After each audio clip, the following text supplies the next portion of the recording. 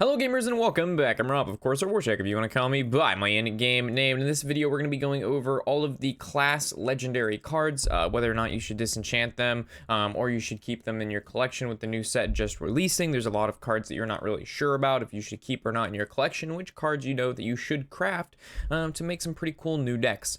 So let's head over to my collection.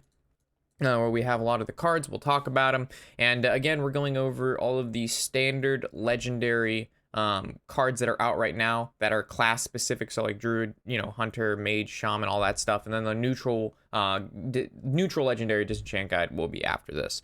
So we're gonna review the cards. Basically, a 1 as in like it's a good legendary, don't disenchant it. 2 being it's kind of like it's used in some decks and it can be replaced, but you shouldn't disenchant it if you have nothing better. And then you have 3, which means it's safe to disenchant the card. It sucks, don't worry about it.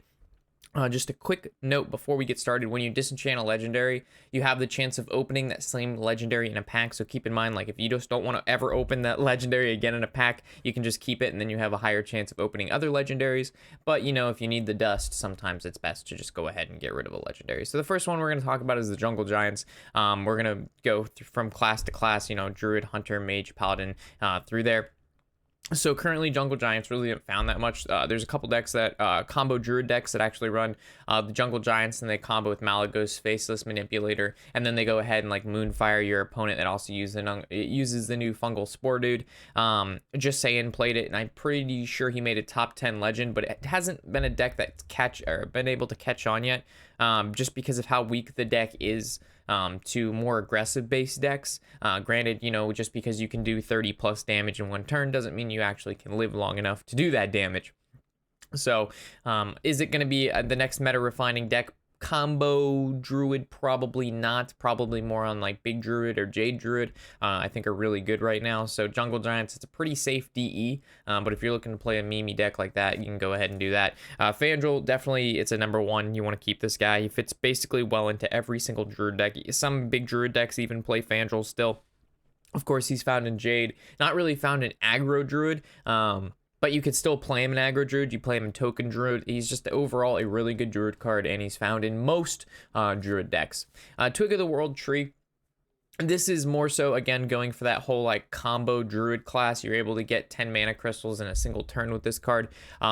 We've been in the new expansion for roughly, I think, a week and a half, 2 weeks-ish now, and I have yet to see a single Druid on ladder play this card against me, and I have yet to play it myself.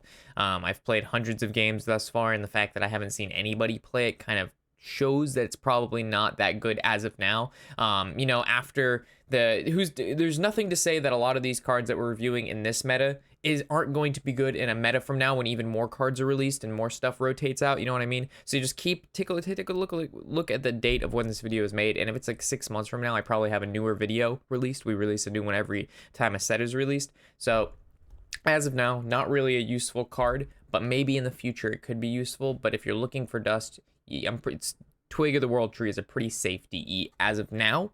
But again, maybe next set it is gonna be pretty good. The Fungal Lord, like I said, is found in that combo Malygos Druid deck that I mentioned earlier that actually runs the Jungle Giants. Besides that, the card isn't played. I haven't seen it in really any other Druid deck besides that very specific combo Druid. And I've been looking. I looked up a bunch of lists before this video to make sure that, like, when I review a card, it's not found in a deck that I don't mention. And currently, this guy isn't really found in anything.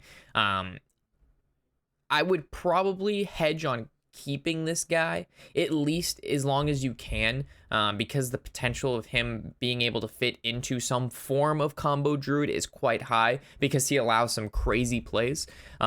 But again, if you're like a free-to-play player, you don't have the dust to make some of these crazy meme decks, you just want to build stuff and, play decks that are good right now, he's a pretty safe disenchant. But if you're a player that has a lot of cards and the dust doesn't really mean anything, obviously don't disenchant. Malfurion, number 1. Definitely want to craft this guy if you don't have him. This is one of the safest Death Knights that you can craft. It's just it's one of the strongest Druid cards right now. Being able to get 3 plus 3 attack or 3 armor per turn, plus you get 5 armor and you get 2 scarabs with taunt or poisonous spiders. The card's just amazing. It wins matchups almost by itself. Great card. Sonaris, you can safely disenchant this card. It's not really played in any deck right now, and Yeah, it's not. It used to be a pretty powerful card, but now the power level of cards are so high that this guy just doesn't even compete with really any other 9 drops at the moment. If you again are a free-to-play player, you open Sonaris in your welcome bundle and you have nothing to replace him with, then it's probably best you keep him until you have a replacement. But if you don't play Druid and you're not a free-to-play player and this doesn't, you can just disenchant him. It doesn't matter. Poor Sonaris, rip. Hadronox is actually found. At first, he wasn't played at all in the last meta when Knights of the Frozen Throne was out. And now that the new set is out, this guy's actually found. I play him. He's a core piece of my Taunt, Death Rattle, Druid deck. And the deck has been performing really, really well. It has over a 60% win rate over the course of 50 games at rank 5 or lower. So it's a pretty promising deck.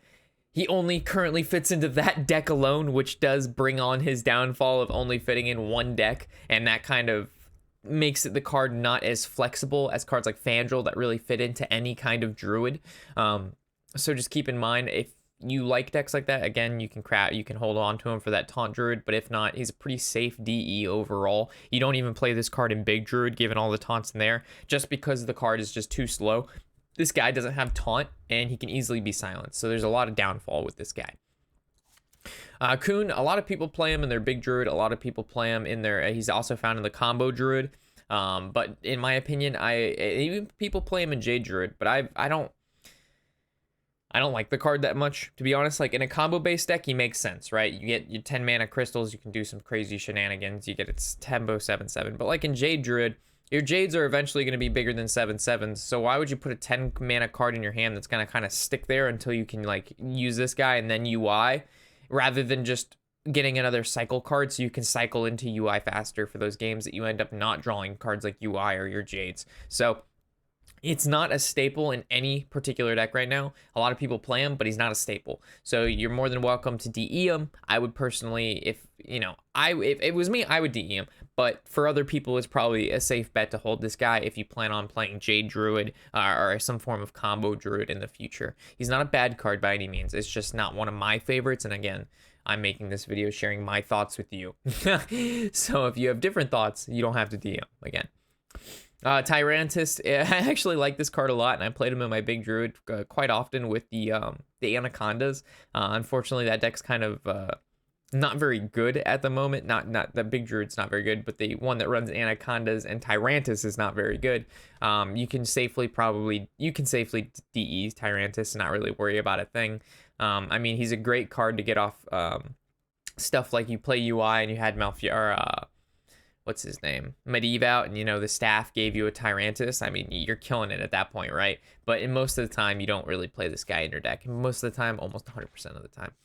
Marsh Queen Quest, we actually played this last meta, and it actually performed pretty well. We had, again, over a 55% win rate with Quest Hunter, and it was actually pretty fun. But at the moment, again, it's probably not that powerful. Maybe you can make some cool, like, Prince Quest Hunter and run the new... Nibbler card that when you attack with it, it puts a 1-drop back in your hand, so you can keep playing that card every time you attack with it. But regardless, it's not really a meta card, and it's pretty safe to DE overall. Professor Putricide, as good as this card actually is, it hasn't really seen play in Hunter too much, because Hunter just has different tools to use at turn 4, cards like Houndmaster and stuff like that, and the fact that, like, most of the time, a Hunter's going to play all of their secrets prior to turn 4. They're not really holding on to turn 6 to go, like, Professor Putricide, 1 secret. Their turn 6 consists of Savannah Highmane, which is just a more powerful card in general. So, not really found in a lot of Hunter decks. Cool card. I tried playing it in a bunch of different Hunters. Never really worked out the best that I wanted it to. Again, I'd put it at like a number 2. And some of these cards I'm rating, like some cards I tell you to DE, which are DE, never mind, I'm not going to give it that. Knuckles. You can DE this card. It's just bad. It'd be a 3. Princess Huntarian. I played this in my Egg Hunter. Deck was really fun. How good was the deck? It was okay. You can probably get away with not playing this in any of your Hunter decks. You can put this as like a 3. If you really like the card, you can keep it. But it hasn't seen play in really any Hunter deck that made any significant strides on ladder. Death Star Rexar. It's found in Big Hunter. It's also found in some forms of mid-range Hunter. But currently the best hunter deck as of now that's performing is Face Hunter. It actually has one of the highest win rates on ladder, and it does not run this card, so it's kind of up to your discretion. This card is more of a fun card than a competitive card. And they also announced that the Build a Beast, what this does is, you craft your custom beast. It's not going to include any of the new sets. It's only going to be based in the old sets for, I forgot what purpose they brought up, but it's basically the combos that you could get with it would be too crazy or something. I don't know. But basically it has a very limited card pool. The Crocodilar. Hopefully I didn't say that too butchered. It's basically the no minion hunter deck. We saw a bunch of this on days 1, 2, 3, and 4, roughly about a week-ish into the expansion. I haven't seen a single non-minion hunter deck appear back up. It's probably just because the deck was more of a fun deck and not a good deck, and people like winning, and if they play this deck, it's not the highest chance to win, therefore they're going to play a different deck. Overall, I think the deck is really fun, and I wouldn't disenchant this card just because of how cool and unique the deck is. Again, my personal opinion, if you don't want to play, again, this specifically fits into only one deck, and that's no minion hunter. So if you have no intention to play no minion hunter, disenchant this card. It means nothing to you. But, it's a really fun and cool deck to play, and if you happen to open this, it's not a bad one to build. Swamp King Dread, you can DE this card, not really an issue. I'm actually running Big Hunter, and I was actually thinking about taking this card out just because it doesn't really have charge and fit what I'm trying to do with my Big Hunter deck. Every kind of big deck has its own kind of style to it. Big Priest, you keep resurrecting minions, and a lot of them have really powerful death rattle effects. Big Druid, you ramp and then play these giant like dragons, and then Deathwing pops out. But Big Hunter, it doesn't ramp. It doesn't resurrect. So what does it do? A lot of the minions have charge. So I'm in the midst of building like some OTK Hunter, but either way, Swamp King Dread, you don't really need this card. Cathena Winter Wisp, again, found in Big Hunter. It's only going to be found in Big Hunter. And is Big Hunter good? Not really. So you can disenchant this card with really no worries. But, it does, to mention, it does fit in Big Hunter. And then King Crush, again, another Big Hunter card. I actually recrafted this card just to build Big Hunter. And it's a fun deck, not very competitive though. A lot of losses under its belt, but when you win, you really win. You charge him for 38 damage face. But anyway, you can disenchant King Crush again if you have no intention of building Big Hunter. Open the Waygate, again, found in only one particular mage deck, and that's the OTK Exodia mage deck. It's actually a really good deck, in my opinion, to play right now on ladder because of all the people playing Druid, Priest, and Warlock. That literally ladder has been swarmed with those because everybody wants to play the Raza Priest because the deck is still the best deck you can play on ladder. So if you play, an OTK deck that kills them most of the time by their turn 10 to 12, you're going to be doing all right. So I don't recommend disenchanting Open the Waygate. It's a good card. Pyros, you can safely disenchant this guy. As good as he is, he's not a staple. So as cool as this card is, and the value and the goodness, and you can play him in tempo, you can play him in this, you can do a lot of things with this card, but is he really that important in those decks? Not really. He's more of just, you can put him in there because he does something. You can disenchant, no worries. Lunith, this is probably one of the better legendary weapons to have come out from this most recent set, and made Tempo Mage exceedingly powerful, because if Tempo Mage had one thing, they can throw shit out on the board. They throw spells face, but they had no reload. All they had is Arcane Intellect, but now they basically have a better Arcane Intellect at the end of every single one of their turns. So really powerful, definitely craft if you have an option to, but again, really only fits in Tempo Mage. But who's to say there's an Elemental Mage later on? A Tempo Elemental Mage may not pop up. So overall, good card. Archmage, he's always a safe bet to craft. He fits in tons of different mage decks. If you're playing, depending on what you're doing, he fits in Reno Mage, he fits in Control Mage, he fits on Burn Mage, he fits in Tempo Mage if you're going for more of a later game one. He fits in Quest Mage, or not Quest Mage, but Secret Mage. Not that any of those particular ones are super meta right now and really powerful, but they're all mage decks that you can play, and this guy's really good. Also found in the classic set, which means he's never rotating out. You just can't go wrong with the Archmage.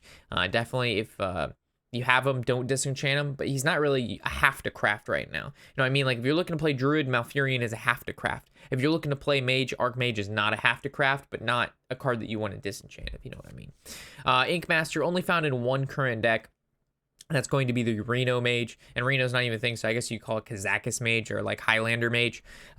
Really powerful in that one deck. How powerful is that deck right now? Haven't seen it at all in ladder at the moment. I've been playing it myself a little bit. It's performing pretty well overall. But is it a card that you want to go out of your way to craft? Probably not. You could probably disenchant it and not really see any problem in your collection whatsoever. Anomalous, this card is absolutely just dog shit. You can disenchant this card. This card's horrible. I don't even know why they printed this card.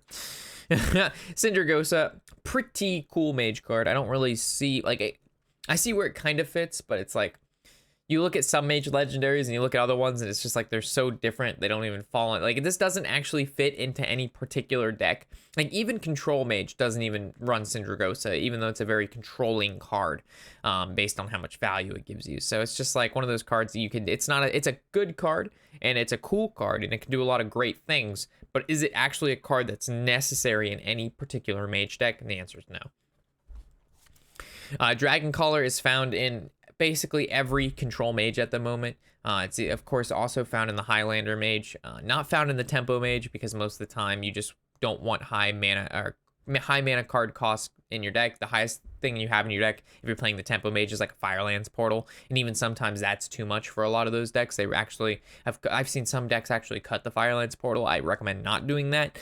But either way, she's found in Control Mage. Very good card. Crafter if you want to play Control Mage. Do not disenchant her if you have her but don't want to play it. It's just a really good card to keep overall. And you got the Frostlit Jaina. This card's fucking insane. Definitely do not disenchant this card. One of the better Death Knights that came from the last expansion. It wins games again by itself. Being able to summon a 3/6 water elemental every time you kill something with your hero power is insane. And then the fact that it gives all your elementals lifesteal is also crazy shenanigans go sauce.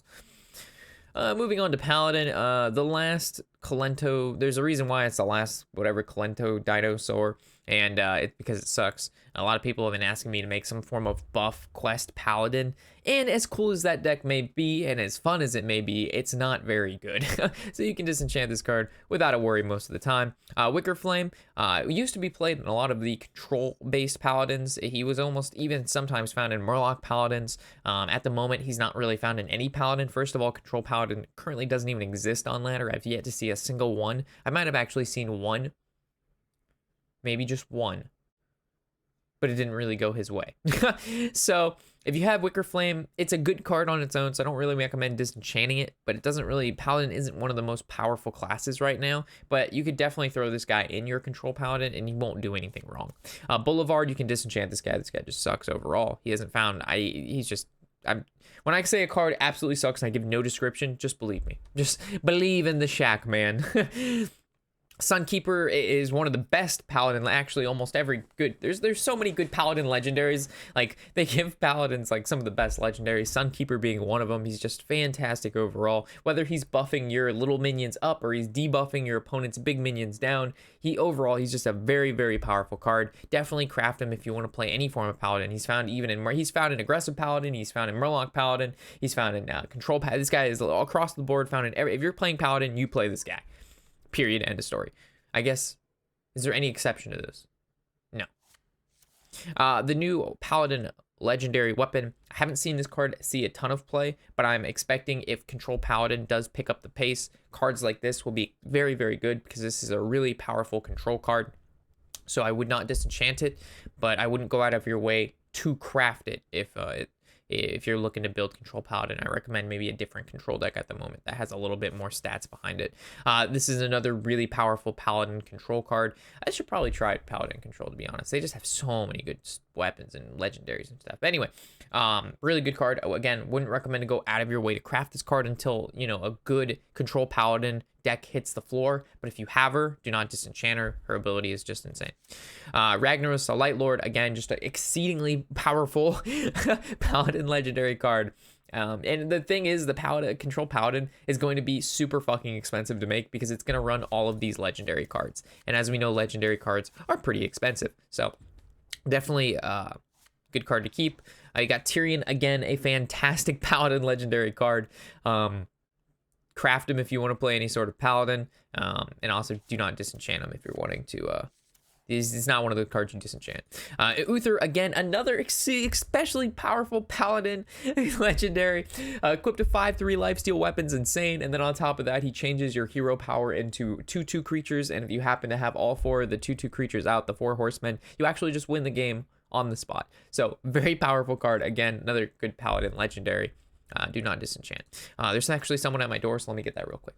Alrighty, so taking a look at Priest, we have Awaken the Makers. This card has actually never been good and never really saw play. I gave it a shot, but it ended up just being bad in general. So you can definitely disenchant this card without a worry.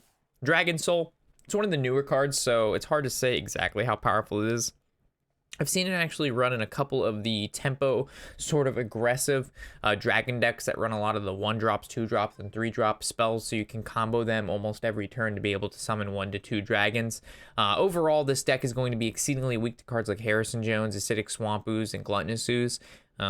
So I don't think it's going to ever be that great of a deck. Cool deck, yeah, so I give this a 2. You don't need to disenchant it because it's not necessarily really bad. It's just not necessarily really powerful right now. If you're looking to play a powerful Priest deck, you know, you have Big Priest, you have Highlander Priest, you just have normal Dragon Priest that can actually play without this card. It's called Combo Dragon Priest. It runs, you know, the Double Divine Inner Fires and Divine, not Favors, but Divine Spirit. Lyra, super good card, found in most Priest decks. It's just overall a very powerful card. You wouldn't necessarily disenchant this card, and you're actually quite excited that you have it because it's a legendary that fits into most Priest decks, if not all of them. Raza, again, found in a very specific Priest deck. It's the Raza or Highlander Priest, one of the most powerful and has been for the past, you know, expansion or two. The fact that you basically can, ever since the DK came out, the Priest DK, which we haven't gone over yet, but came out last expansion, it has basically been a tier 1 deck. It's been almost a deck that you bring to every tournament. It's, you know, if you play ladder at all, you've seen the deck, and really annoying to go against. And so unfortunately, the Raza only fits into one deck, but the one deck it does fit into is very, very, very powerful. So if you're looking to play that deck, definitely craft. This card just sucks. Never really has seen play. I've seen it used, and I shouldn't even say I've seen it used. It's just basically if you randomly generate this card from something, and you can copy like a Death Rattle, it's pretty good, but besides that, it's just bad. Archbishop, Memedictus, people call him, was found in some, and by some I mean very little, like less than 1% of Priest decks that were playing him to basically fatigue your opponents. You'd play basically just all control. Some of them played him and played this guy after they played their Anduin and Raza just to kind of refill their deck with more cards. But regardless, you can disenchant them. You don't have to worry. Prophet Velen actually didn't see play for a really, really long time. It was found in a couple OTK priests when Emperor Tharzan was around, but now that guy wasn't around, this guy stopped seeing play because the combo wasn't really available anymore. But now that you have the Anduin, which we haven't gone over yet, but will be, this guy is basically a staple, and the Anduin or Highlander Priest deck that we've gone over, that, you know, it needs Raza as well. So very powerful card at the moment. When I see or when the next rotation hits and we're going to be losing Raza, the Priest deck should die. And with the Priest deck dead, then Prophet Velen will go away until there's another sort of combo Priest deck available. We've got Temporis. I actually have not seen this guy played on ladder, but I did see a couple brewed decks of this guy being played in some OTK Priest. You can actually just OTK your opponent without this card. So he's kind of like a very high risk, high reward card. Do you absolutely need this card? Is he a staple in any deck? He's not. Is he a cool card? Yes, but you can probably safely disenchant him without a worry. And then here's Shadow Reaper Anduin, the card that we've been talking about ever since we mentioned Raza. Again, this is probably the best DK card out of all of them, just because it puts your opponent on an immediate clock. When you play this card, the game is basically over within the next 5 turns in your favor. Like, the card is just exceedingly powerful with combination with Raza, which means you get to deal 2 damage, and then you actually didn't pay anything for it, and it actually refreshes yourself when you do play something. So it's just, so you could see my frustration here talking about this card. I hate this card so much. Well, I don't hate this card. I hate the fact that there's Raza and this card. If it was just this guy, it's okay. And if it's just Raza, it's okay. But when you add them together, it's cancer. But anyway, Really good card. If you're looking to play a very powerful priest deck, there's your dude. Kingsbane, super cool new rogue legendary. If you have it, I don't recommend disenchanting it, but I wouldn't recommend going out of your way to enchant it. Again, because it's really only found in one sort of deck right now, and that's the kind of mill rogue, which is really powerful, but downside, it's very, very hard to play. Exceedingly hard to play, and it's very weak to aggressive base decks. So if the meta is very control-y, the deck does very well, similar to the Exodia Mage, but if the meta is very fast and you're seeing a lot of aggro on ladder, the deck just absolutely gets destroyed. Not to say that there's maybe some sort of tempo / weapon-based rogue deck in the future when the next expansion hits and a lot of 3 sets actually rotate out. That's when the most changes in the meta occur, at the beginning of every year when the first set gets released and we lose 3 expansions. But regardless, pretty cool, very powerful card. The Caverns Below, haven't really seen a ton of it, but what I've seen of it, it's very powerful. Again, good against control decks, bad against aggro decks. There's been a couple key cards in this expansion that actually made this deck much better.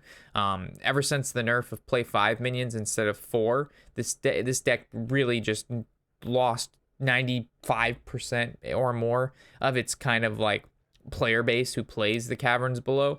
But it's still a really powerful deck. Like, you can still easily get legend with the Caverns Below deck, no doubt. Edwin, this is a staple in every single rogue deck. Definitely craft him if you want to play any rogue deck. He's found, like I said, he's found in almost every rogue deck. So you can't, he's one of the, he's like the Fandral or whatnot of the rogues. We have Shaku. It was actually found in quite a few rogue decks. I've seen him played in Miracle. I've seen him played in Tempo Rogue. He's not played in Mill Rogue, but he's found in basically a lot of the... If you play... You can fit him into any normal deck that plays Edwin. You can fit Shaku in there too, but Shaku is staple. Shaku is not a staple. You don't have to have this card in your Tempo Rogue or your Miracle Rogue. Currently, I do not think I play him in either of those, just because there's kind of other cards at the moment that generate value or draw cards that I prefer. But he's not a bad card at all. I don't recommend disenchanting him. He's just a good card. But I wouldn't recommend, if you don't have, like, if you have him, you don't need to disenchant him. But if you don't have him, I wouldn't recommend going out of your way to enchant him, because you probably focus on some other cool cards, like Sonya's Shadow Dancer, which I think is actually a little bit better. After a friendly minion dies, add about 1/1 copy of it to your hand. It costs 1, so it doesn't. You're looking for good battle cards with good battle cries, good death rattles, or just combo pieces in general. Cards with charge are really nice, like Patches, because it allows you to equip a Cold Blood to it and do some good things. So overall, if you have the choice between Shaku or Shadow, I'd probably pick the Shadow Dancer. Lillian Voss is kind of like a joke card. I don't even know why they printed this shit. It's just bad. You can disenchant this card. I like Sherzin a lot. A lot of people cut him from the deck. I think it's when a lot of people are cutting cards from decks, I look at those cards, I'm like, all right, why did they cut him? And I like this card a lot. I mean, he's really, really good against control. He's not even that bad against aggro. He's just overall a really annoying card that if you play him on turn 4, he's going to pop back up at least 4 or 5 more times throughout that game, if it's one of the longer games. So if he gets silenced, you're sad, but it is what it is. Sometimes bad things happen to our flowery dude, but overall, very powerful card. In Miracle Rogue, not really found in Tempo Rogue, due to the fact that Tempo Rogue does not play a lot of spells. So again, if you're looking to play a good Miracle Rogue deck, I definitely recommend crafting them. But if you're not looking to play Miracle Rogue at all, which is currently the only deck he fits into is Miracle Rogue, you can disenchant him. Exeril, you don't actually have to have this card in your deck. He's pretty safe disenchant. He was actually found in Tempo Rogue decks and Miracle Rogue because he was able to generate a lot of value from the weapons he gives when he comes out and dies. But overall, he's been replaced with other cards.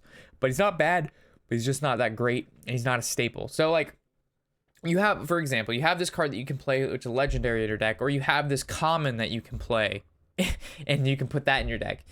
It's probably best to just go ahead and disenchant the legendary and then craft a whole bunch of other cards that you need, and then just replace him with the common that literally does not the exact same thing, but he fits the slot that the card fits. Like, you're not increasing or decreasing your win rate. Like, let's say you can keep a 60% win rate with your deck, and you can disenchant a legendary and craft other cards in other decks that you want to make. It sounds like a pretty good deal to me. And this is kind of like one of those cards that you can disenchant. He makes no significant impact, but he's still not a bad card.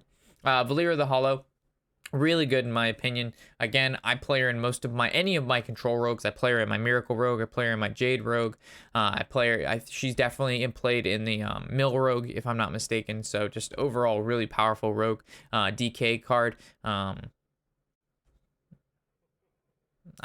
very sad about the warrior one. We haven't gotten there yet, but it makes me sad to this day that they gave warrior such a shit fucking DK. But anyway, good card, would not disenchant. Moving to Shaman. Unite the Murlocs. You can just disenchant this card. It's just a meme card. Halaziel. I've always really liked this card. Unfortunately, I've been unable to ever make him really work. Whenever you like play Halaziel in Volcano, it feels really nice, but it feels really bad because it costs 10 mana, and it's not a combo you pull off a lot. He's a good statted card for the price, and his ability is very powerful. But the thing is, he only fits into a form. He fits into like Elemental Shaman, which isn't really a good deck right now, or you can fit into like a big or control Shaman, which again doesn't exist right now. Shaman is probably the least powerful class out of all the classes right now.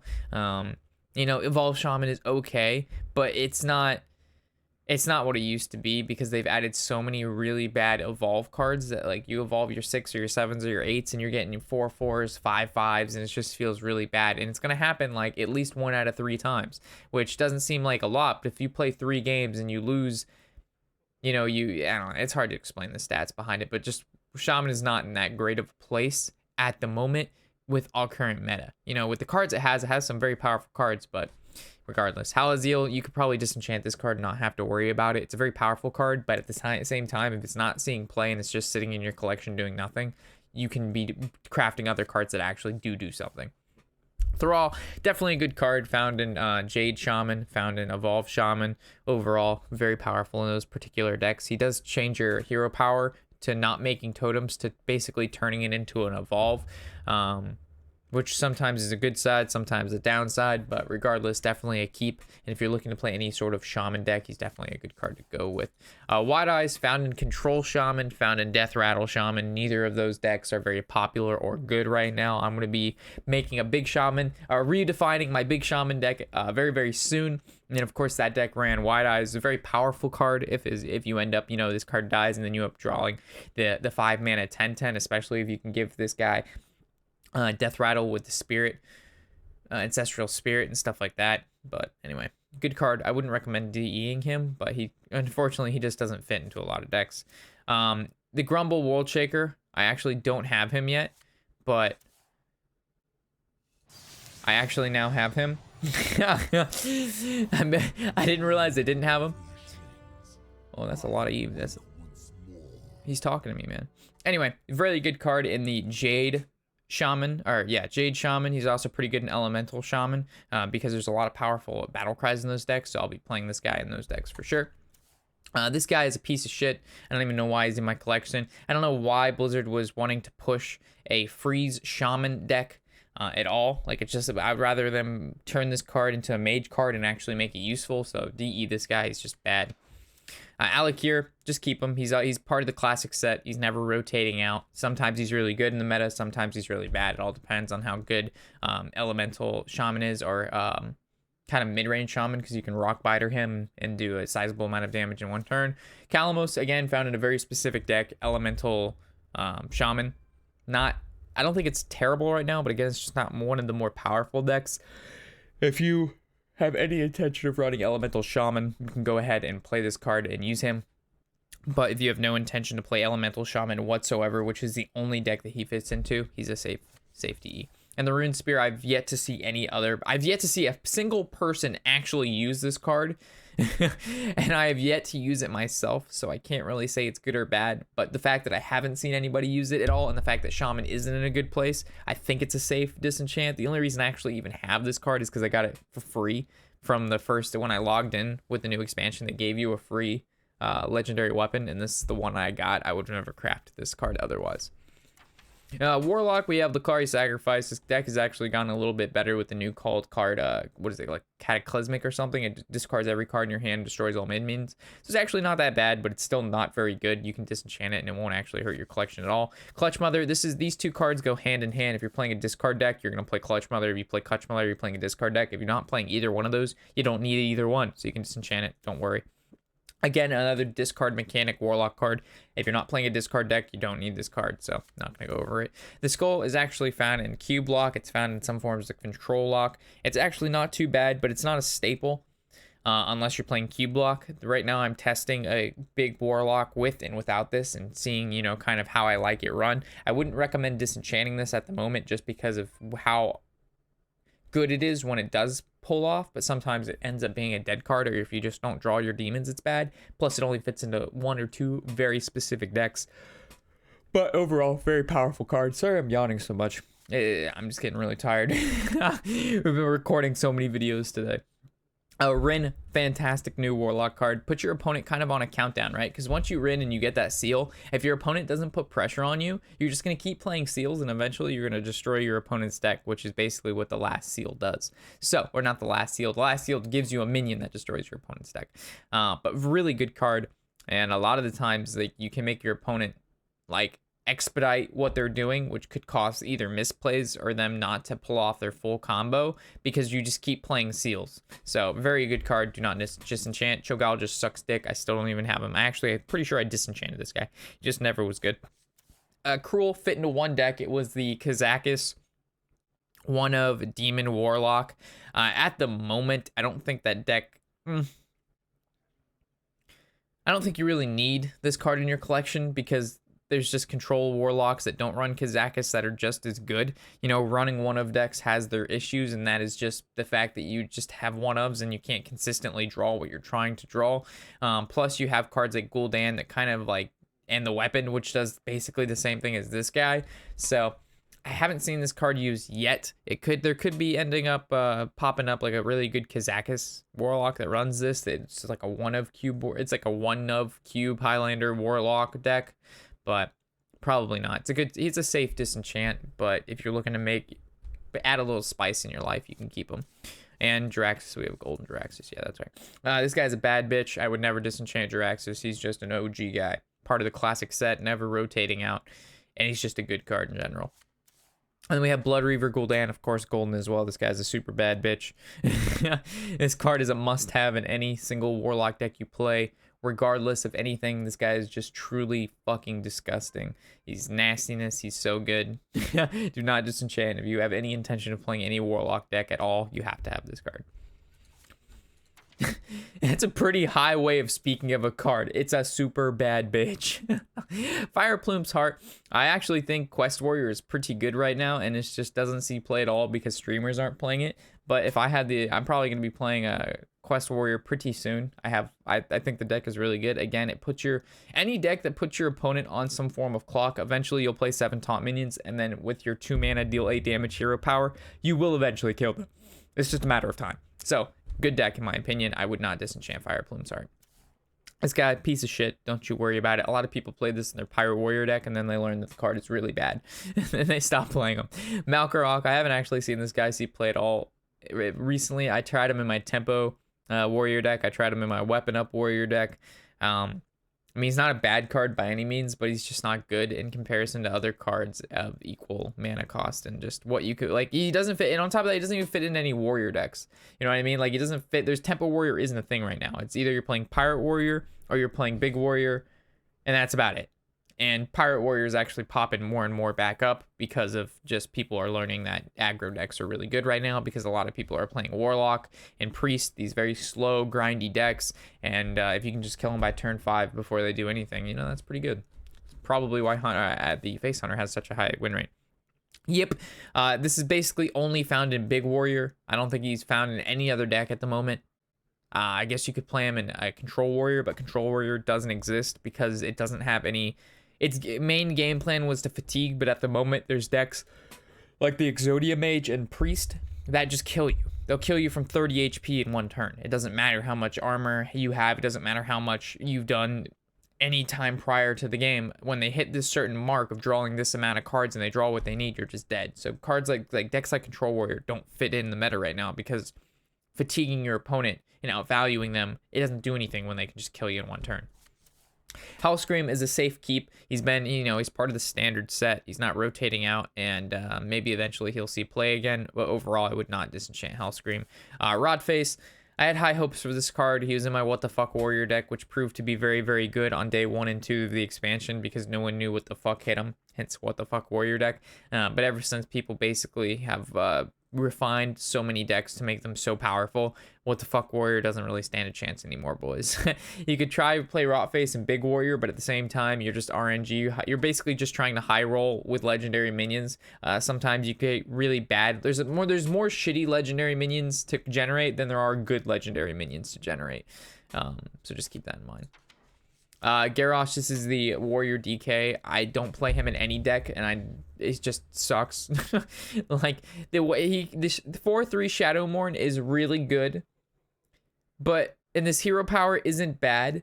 But the like this card isn't necessarily bad. The card is good, kind of. But the problem is if you compare it to like the Malfurion or the Rogue or the Priest Death Knight, this doesn't even stand a chance. Like, it's not even in the same category as those, because those are just, they'll kill you. They just do super outvalue, super armor, super everything. And this guy, he does stuff, but it's just not enough. Dealing 1 damage to all minions for 2 mana isn't the same thing as, you know, I don't know, copying a card in your hand for free every turn, or just dealing 2 damage and refreshing your hero power for no mana. Like, it doesn't even compare.